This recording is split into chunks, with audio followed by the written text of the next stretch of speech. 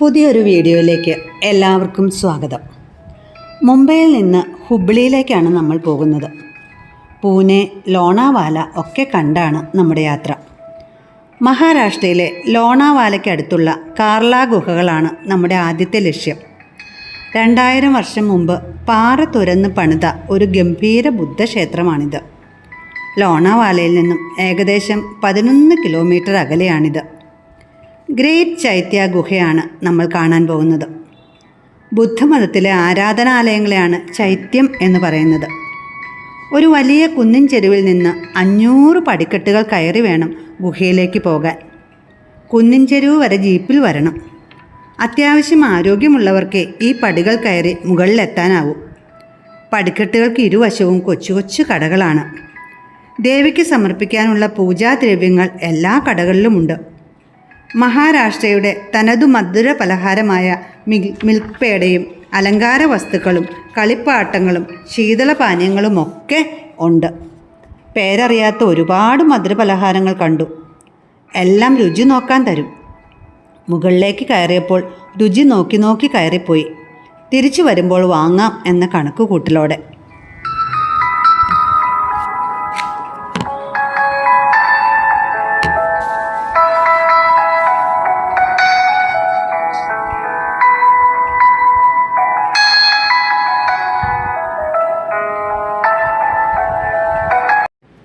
നമ്മൾ ചെന്നെത്തുന്നത് ഗുഹയിലേക്കല്ല, ഒരു ക്ഷേത്രത്തിലേക്കാണ്. മുക്കുവരുടെ കുലദേവതയായ ഏക് വീരാദേവിയുടെ ക്ഷേത്രമാണിത്. മാന്ത്രിക ശക്തിയുള്ള ദേവിയായതിനാൽ ക്ഷേത്ര ദർശനത്തിന് ഒരുപാട് ആളുകൾ എത്തുന്നുണ്ട്. അതുകൊണ്ട് തന്നെ ക്ഷേത്ര പരിസരം തിരക്ക് നിറഞ്ഞതാണ്. ക്ഷേത്ര ദർശനം സൗജന്യമാണ്. ഗുഹയിലേക്ക് കയറാൻ ഫീസുണ്ട്. ക്ഷേത്രത്തോട് ചേർന്നാണ് കാർല ഗുഹകൾ സ്ഥിതി ചെയ്യുന്നത്. ഈ ഗുഹയ്ക്ക് 2 ഭാഗങ്ങളുണ്ട്. ആരാധനയ്ക്കുള്ള ചൈത്യഗ്രഹവും ബുദ്ധഭിക്ഷുക്കളുടെ താമസത്തിനായുള്ള വിഹാരങ്ങളും. ആദ്യം നമുക്ക് ചൈത്യഗ്രഹം കാണാം.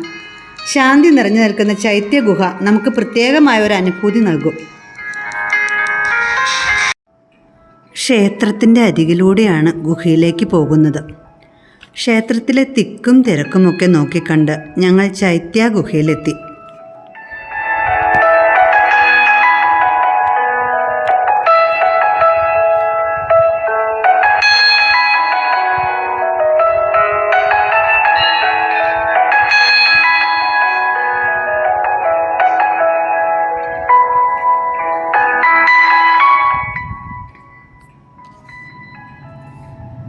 ആദ്യം പുറത്തുള്ള രൂപങ്ങളും കൊത്തുപണികളുമൊക്കെയാണ് ഞങ്ങൾ കണ്ടത്. ചൈത്യ ഗുഹയുടെ മുൻഭാഗം അലങ്കാരപ്പണികളാൽ മനോഹരമാണ്. പാറയിൽ കൊത്തിയ ആനയുടെ രൂപങ്ങൾ കാണാൻ ഒരുപാട് കൗതുകം തോന്നി.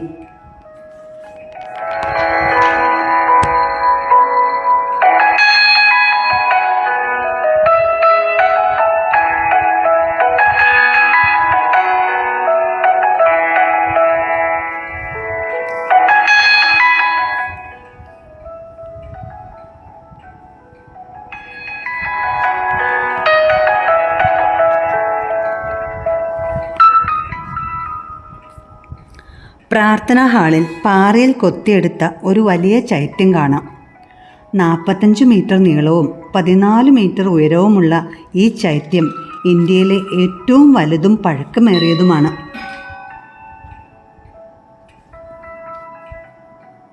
ഹാളിൽ പുരുഷന്മാരുടെയും സ്ത്രീകളുടെയും ശില്പങ്ങളും സിംഹങ്ങൾ, ആനകൾ തുടങ്ങിയ മൃഗങ്ങളുടെ രൂപങ്ങളുമുണ്ട്. ആ ഗുഹയ്ക്കകത്തെ ഓരോ നിർമ്മിതികളും അത്ഭുതത്തോടെ അല്ലാതെ നോക്കിക്കാണാനാവില്ല. തൂണുകളിലൊക്കെ എന്തോ ലിഖിതങ്ങളുമുണ്ട്. ഈ ചൈത്യമണ്ഡലത്തിൻ്റെ നിർമ്മാണത്തിന് ഉപയോഗിച്ചിരിക്കുന്നത് തടിയും പാറയുമാണ്. ചുറ്റുമുള്ള തൂണുകളും മേൽക്കൂരകളുമൊക്കെ അങ്ങനെ തന്നെ.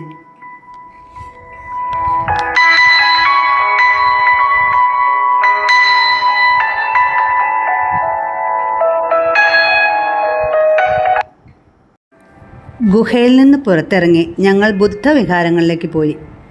വലിയ പാറക്കെട്ടുകൾക്കകത്താണ് ബുദ്ധസന്യാസിമാർ താമസിച്ചിരുന്ന വിഹാരങ്ങൾ. പാറക്കെട്ടുകൾക്ക് മുകളിൽ നിന്ന് വെള്ളം ചാടുന്നുണ്ട്, മഴ പെയ്യുന്നത് പോലെ. താഴെ പലയിടത്തും വെള്ളം കെട്ടിക്കിടക്കുന്നത് കണ്ടു.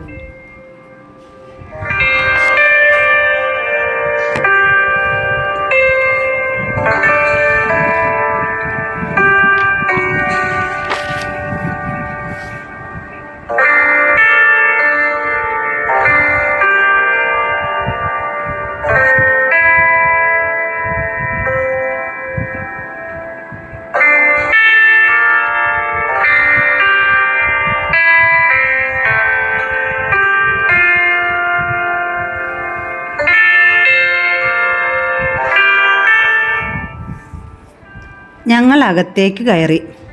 ബുദ്ധവിഹാരങ്ങൾ പല നിലകളിലായി സ്ഥിതി ചെയ്യുന്ന കൊച്ചു കൊച്ചു മുറികളാണ്. ഒരാൾക്ക് മാത്രം കയറാവുന്ന ഇടുങ്ങിയ വഴികൾ, പാറയിൽ കൊത്തിയെടുത്ത പടിക്കെട്ടുകൾ. ഒരു സമയത്ത് ഒരാൾക്ക് മാത്രമേ കയറാനാവൂ. മുഴുവൻ ഇരുട്ടാണ്. മൊബൈൽ ടോർച്ചിൻ്റെ വെളിച്ചത്തിലാണ് ഞങ്ങൾ കയറിയത്.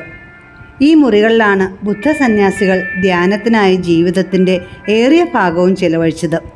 അവിടെ അങ്ങനെ നിൽക്കുമ്പോൾ ആ പഴയ കാലങ്ങൾ ചിത്രത്തിലെന്ന പോലെ നമ്മുടെ മുമ്പിൽ തെളിഞ്ഞു വരും.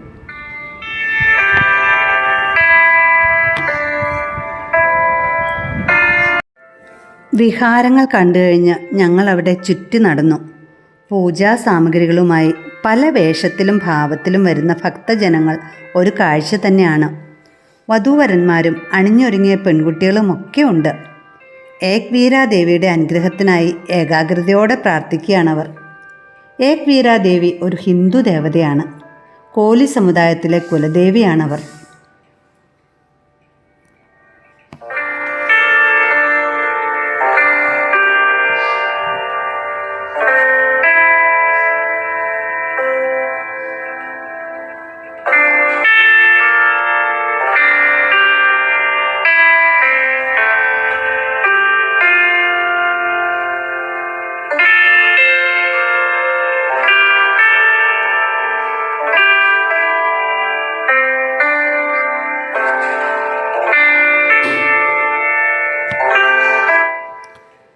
കുന്നിൻ മുകളിൽ നിന്ന് താഴോട്ട് നോക്കിയാൽ മനം കുളിർക്കുന്ന കാഴ്ചകളാണ്.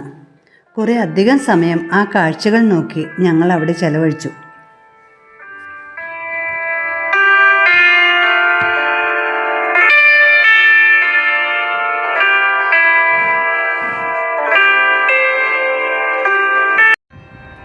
എല്ലാം കണ്ട് ഭക്തജനങ്ങൾക്കൊപ്പം ഞങ്ങൾ പടിക്കെട്ടുകൾ ഇറങ്ങി.